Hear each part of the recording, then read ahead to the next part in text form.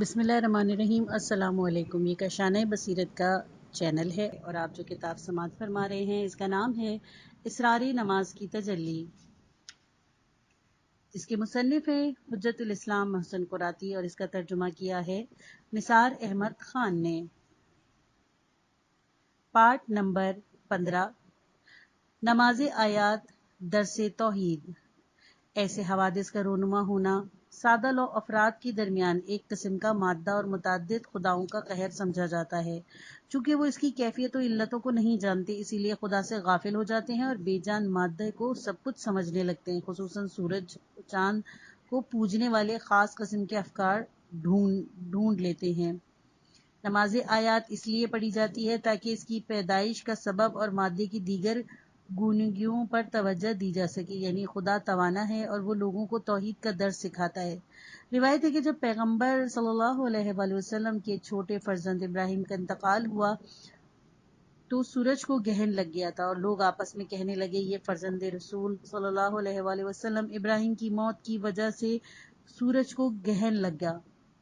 پیغمبر صلی اللہ علیہ وآلہ وسلم لوگوں کے افکار کی تصحیح کے لیے ممبر پر تشریف لے گئے اور خدا کی حمد و ثنا کے بعد فرمایا، لوگوں، چاند و سورج خدا کی نشانیوں میں سے دو نشانیاں ہیں، یہ اسی کے حکم سے جاری و ساری ہیں، اس کے متی ہیں، یہ کسی کو موت اور زندگی کی وجہ سے گہن میں نہیں آنے دیتے، بس اگر ان دونوں یا ایک کو گہن لگے تو نماز پڑھو۔ وسائل 144/5۔ اس کے بعد آپ صلی اللہ علیہ وآلہ وسلم ممبر سے اتر کر آئے اور لوگوں کے ساتھ نماز آیات فرمائی۔ وسائل 145/5۔ پیغمبر صلی اللہ علیہ وآلہ وسلم کی اس روش سے دو سبق سیکھے جا سکتے ہیں۔ ایک یہ کہ حضرت صلی اللہ علیہ وآلہ وسلم نے اولاً مادی حادثات کے وجود میں آنے کے بارے میں فکریوں کو صحیح فرمایا اور بعد میں نماز ادا کر کے یہ سمجھایا کہ غور و فکر عبادت پر مقدم ہے۔ دوسرا یہ کہ رسول اللہ صلی اللہ علیہ وآلہ وسلم مرد خدا اور حق آگاہ تھے، لہٰذا لوگوں کے سامنے حق بیان کیا اور خدا کی طرف ان کی توجہ مبذول کروائی۔ رسول اللہ صلی اللہ علیہ وآلہ وسلم کا یہ عمل ان لوگوں کے برخلاف تھا جو عوام کو فریب دیتے تھے اور وہ ایسے حادثات سے غلط فائدہ اٹھاتے تھے۔ وہ اپنی شخصیات کو مشہور کرتے اور یہاں تک کہ مادی حوادث کا تجزیہ و تحلیل اپنی خواہشات نفسانی کی بنا پہ کرتے۔ امام صادق علیہ السلام نے اپنے پدر بزرگوار سے نقل فرماتے ہیں کہ امام نے فرمایا، زلزلہ آنا، آفتاب و مہتاب کو گہن لگنا، شدید اور وحشت آور ہواؤں کا چلنا قیامت کی علامتوں میں سے ہے۔ جب بھی تم ان میں سے کسی کو دیکھو تو قیامت کی یاد کرو، مسجدوں میں پناہ لو اور نماز پڑھو۔ وسائل 145/5۔ یہ روایت بھی لوگوں کے ذہنوں کو مادے سے ہٹا کر خالق مادہ خدا کی طرف لے جاتی ہے اور آخر میں نماز کی تلقین کرتی ہے، اور اس سے خدا کے مقصد کی تکمیل ہوتی ہے۔ نماز آیات کا طریقہ۔ نماز آیات کے سلسلے میں چند مسائل کی طرف اشارہ کیا جاتا ہے، اس کے تفصیلی مسائل تو توضیح المسائل میں ملاحظہ نمبر 1، نماز آیات 2 رکعت ہے اور ہر رکعت میں 5 رکوع ہیں۔ ہر رکعت میں سورہ حمد کے بعد کوئی ایک سورہ پڑھ کر رکوع کیا جا سکتا ہے، بلند ہو کر پھر سورہ حمد کے بعد رکوع کیا جا سکتا ہے۔ اس طرح 5 رکوع کیے جاتے ہیں اور ہر رکعت میں سورہ حمد ایک مرتبہ، ایک اور کسی اور سورہ کے 5 ٹکڑے کر کے ہر ایک ٹکڑے کے بعد ایک رکوع کیا جا سکتا ہے، یعنی ایک آیت سورہ حمد کے بعد پڑھ کر رکوع کرے اور پھر رکوع سے بلند ہو کر ایک آیت پڑھ کر رکوع کرے، اس طرح 5 مرتبہ رکوع کرے۔ نمبر 2، جو چیزیں روزانہ کی نماز میں واجب ہیں وہی نماز آیات میں بھی واجب ہیں، طہارت اور قبلہ۔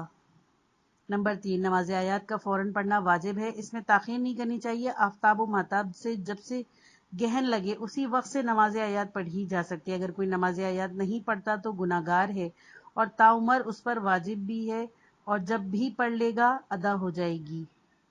نمبر 4، اگر نماز آیات کے اسباب میں سے کوئی ایک کسی ایک شہر میں رونما ہوتا ہے تو فقط اس شہر کے لوگوں پر نماز آیات واجب ہے اور دوسرے شہر والوں پر واجب نہیں ہے۔ نمبر 5، خواہ قرص آفتاب و مہتاب پوری گہن میں آئے یا اس کا بعض حصہ، دونوں حالتوں میں نماز آیات واجب ہے۔ نماز میت۔ جب کسی مسلمان کا انتقال ہو جائے، اگرچہ وہ بچہ ہی ہے، تو اس پر غسل و کفن کے بعد نماز پڑھنی چاہیے۔ اگرچہ اس نماز کو نماز میت کہتے ہیں، لیکن در حقیقت یہ دعا ہے، کیونکہ اس میں رکوع، سجود اور تشہد و سلام نہیں، اور غسل و وضو اور تیمم کی بھی شرط نہیں۔ اس طرح نماز گزار کے بدن کا پاک ہونا بھی لازم نہیں، اگرچہ بہتر ہے کہ نماز گزار نماز کی شرائط رکھتا ہو۔ بہتر ہے کہ یہ نماز باجماعت پڑھی جائے۔ مسلمانوں کے جنازے پر نماز پڑھنا واجب کفائی ہے، یعنی تمام مسلمان پر واجب ہے، لیکن اگر کوئی ایک یا چند افراد نماز پڑھ لے تو دوسروں سے ساقط ہو جاتی ہے۔ اس نماز میں مردہ کے لیے رحمت و مغفرت کی دعا کی جاتی ہے، اس لیے بہتر ہے کہ دوستوں اور وابستگان و مومنین کو اس کی خبر دیں تاکہ میت پر سب جمع ہو جائے۔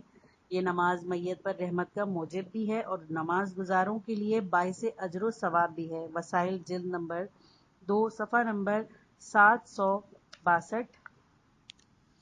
عام طور سے اس نماز میں مخصوص دعائیں پڑھنا مستحب ہے، لیکن اس کی واجب مقدار کا جس کا جاننا ہر مسلمان کے لیے ضروری ہے وہ یہ ہے۔ نماز میت میں 5 تکبیریں ہیں۔ پہلی تکبیر کے بعد کہے اشہد ان لا الہ الا اللہ وان محمد رسول اللہ۔ دوسری تکبیر کے بعد کہے اللہم صلی علی محمد وآل محمد۔ تیسری تکبیر کے بعد کہے اللہم اغفر للمؤمنین والمؤمنات۔ چوتھی تکبیر کے بعد کہے اللہم اغفر لہم لہذا المیت، اگر مرد کی میت ہے تو، یا اللہم اغفر لہذا المیت اگر عورت کی میت ہے۔ اور 5 تکبیر کے بعد نماز ختم ہو جاتی ہے۔ نماز میت پڑھنے والوں کو قبلہ رو ہونا چاہیے، میت کو پشت کے بل لٹائیں، میت کا سر نماز گزار کے دائیں طرف اور پاؤں بائیں طرف ہوں۔ نماز گزار کو میت کے قریب کھڑا ہونا چاہیے، لیکن اگر جماعت کی صورت میں نماز پڑھی جائے تو کوئی حرج نہیں، ہاں اتصال برقرار رکھنا چاہیے۔ اگر میت پر جان بوجھ کر یا بھولے سے نماز نہ پڑھی گئی ہو تو بعد میں معلوم ہو کہ وہ نماز باطل تھی تو دفن کے بعد اس کی قبر پر نماز پڑھی جائے۔ مزید وضاحت کے لیے توضیح الوسائل میں ملاحظہ کیجیے۔ نماز استسقاء، جب رحمت خدا بارش کا سلسلہ منقطع ہو جائے اور چشمے، ندی وغیرہ خشک ہو جائیں اور قحط آب کے آثار نمودار ہو جائیں تو رحمت خدا کے نزول اور بارش کے برسنے کی نماز پڑھیں۔ اس نماز کو نماز استسقاء کہتے ہیں۔ یہ نماز بھی توحید کی ایک درس اور قدرت و رحمت کی خدا کی طرف سے متوجہ کرتی ہے، کیونکہ خشک سالی اور پانی کے قحط کا مداوع کسی کے قبضے کی بات نہیں، فقط خدا بادلوں کو بھیج سکتا ہے اور لوگوں کے سروں پر اپنی رحمت کو سایہ فگن قرار دے سکتا ہے۔ خداوند عالم فرماتا ہے کہہ دیجئے کہ تمہارا کیا خیال ہے کہ اگر تمہارا سارا پانی زمین کے اندر جذب ہو جائے تو تمہارے لیے چشمے کا پانی بہا کر کون لائے گا؟ سورہ ملک آیت نمبر 30۔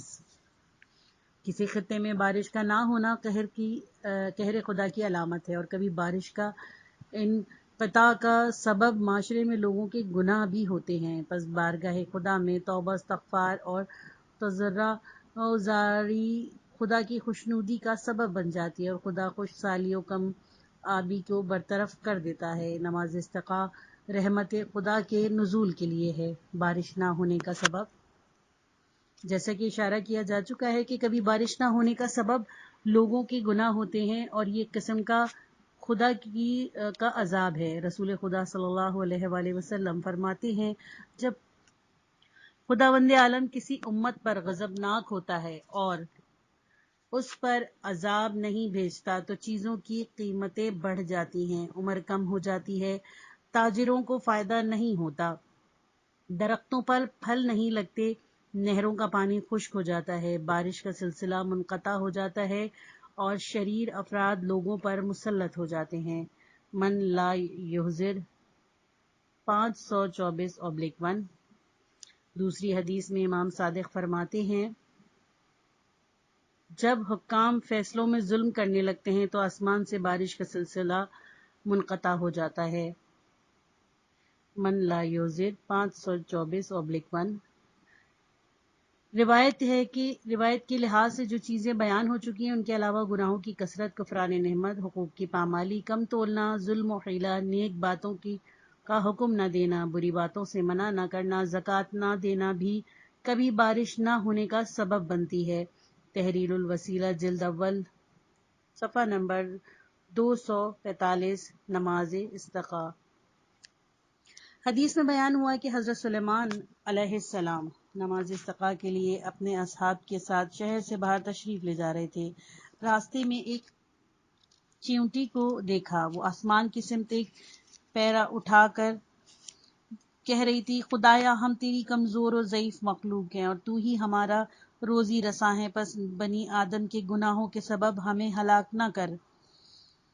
حضرت سلیمان علیہ السلام نے اپنے اصحاب سے فرمایا، واپس چلو، تم غیر کی دعا سے سیراب ہو جاؤ گے۔ من لا یحزر 524/1۔ پس زیادہ غرور نہیں کرنا چاہیے، خداوند عالم کبھی چوٹی کی دعا سے بھی اپنی رحمت بندوں پہ نازل کرتا ہے، وہ کبھی کافروں مثلاً فرعون کی دعا قبول کر لیتا ہے اور موسلادھار بارش کر دیتا ہے۔ حدیث میں امام صادق علیہ السلام سے منقول ہے کہ فرعون کے اصحاب نے دریائے نیل کا پانی کم ہو جانے کی فرعون کو خبر دی اور کہا کہ یہ ہماری ہلاکت کا باعث ہوگا۔ فرعون نے کہا، اچھا تم جاؤ، اور جب رات ہوئی تو فرعون دریائے نیل میں داخل ہوا اور آسمان کی طرف ہاتھوں کو بلند کیا اور کہا، خدایا تجھے معلوم ہے اور میں بھی جانتا ہوں کہ تیرے سوا کوئی باران رحمت نہیں کر سکتا، بس ہمیں سیراب فرما۔ صبح ہوئی تو دریائے نیل میں جوش آیا اور لبریز ہو گیا۔ من لا یحزر 526/1۔ ترجمہ پروین اعتصامی لطف حق۔ چند اشعار جن کا ترجمہ یہ ہے، انہوں نے امن و امان دیکھا تو نڈر بن گئے، میں نے ان کی سے دوستی کی اور وہ میرے دشمن رہے، میں دشمنوں کو بھی دوستوں کی طرح پالتا ہوں۔ جی ہاں، خدائے مہربان بندوں کی دعا اور ان کی تضرع اور زاری کو رد نہیں کرتا، ہاں فقط اس کی بارگاہ میں اخلاص و صدقے دل سے آئیں تاکہ اس کا لطف شامل حال ہو۔ دیباچہ گلستان سعدی۔ ترجمہ، اے وہ کریم جو خزانہ غیب سے مجوس و نصارہ کو رزق دیتا ہے، تو دشمنوں پر بھی رحمت کی نظر رکھتا ہے، تو دوستوں کو کیوں کر محروم کر سکتا ہے۔ نماز استسقاء کا طریقہ۔ نماز عید کی طرح 2 رکعت ہے، رکعت اول میں 5 اور دوسری رکعت میں 4۔ قنوت میں 4 قنوت ہیں، بہتر ہے کہ باجماعت پڑھی جائے۔ قنوت میں جو دعا پڑھی، لیکن بہتر ہے کہ ایسی دعا پڑھے کہ جس سے خدا طالب باران ہو، اور ہر دعا سے پہلے محمد وآل محمد صلوات علیہ وسلام پر درود بھیجے، اور مستحب ہے کہ حمد و سورہ بلند آواز میں پڑھے۔ جہاں یہ نماز پروردگار کی رحمت کی کشش رکھتی ہے، مستحبات میں جو کچھ امور ذکر کیے گئے ہیں ان سب کو بگریہ زاری، وہاں یہ بندوں کی احتیاج کو خدا تک پہنچاتی ہے اور خدا کی رحمت کو کھینچتی ہے۔ ان میں سے چند یہ ہیں: 3 روز تک لوگوں کا روزہ رکھنا اور تیسرے دن صحرا میں جائیں اور نماز پڑھیں، زیر آسمان جمع ہوں، پا برہنہ ہوں، لوگ ممبر کو صحرا میں لے جائیں، مؤذن بھی ساتھ ہو، بوڑھے بچے چوپایوں کو بھی ساتھ لے جائیں، بچوں کو ماؤں سے جدا کریں تاکہ ان کے رونے اور چلانے کی آواز بلند ہو، کفار کو اپنے ساتھ نہ لے کے جائیں۔ امام جماعت اور لوگ نہایت خشوع و باوقار و نیاز مندانہ طریقے سے بیابان میں جائیں اور پاک زمین پر نماز پڑھیں۔ تحریر الوسیلہ جلد اول صفحہ نمبر 245۔ نماز کے اختتام پر پیش نماز ممبر پر جائے، اپنی ابا کو الٹی دوش پہ ڈالے اور بآواز بلند 100 مرتبہ تکبیر کہے، پھر دانی طرف کے لوگوں کی طرف رخ کر کے 100 مرتبہ سبحان اللہ کہے، پھر بائیں طرف کے مجمع کی طرف متوجہ ہو کر بآواز بلند 100 مرتبہ لا الہ الا اللہ کہے، اور اگر بآواز بلند سب لوگ بھی ان کلمات کو امام کے بعد باہم کہیں تو کوئی حرج نہیں، کیونکہ رحمت و مغفرت اس سے اور جلد نازل ہوگی۔ اس کے بعد امام جماعت اور دیگر افراد کے لیے ہاتھ بلند کریں اور گڑ گڑا کر دعا کریں، روئیں۔ امام خطبہ پڑھے اور خدا سے بارش طلب کرے۔ بہتر ہے کہ معصومین علیہ السلام سے نقل شدہ خطبات سے استفادہ کیا جائے، جیسا امیر علیہ السلام اور امام سجاد علیہ السلام کے خطبے سے منقول ہے۔ من لا یحضر 527/1 مستدرک نہج البلاغہ جلد نمبر 268/2 دعائے حضرت علی رضی اللہ عنہ، صحیفہ سجادیہ دعا نمبر 19۔ نماز استسقاء سے سابقہ۔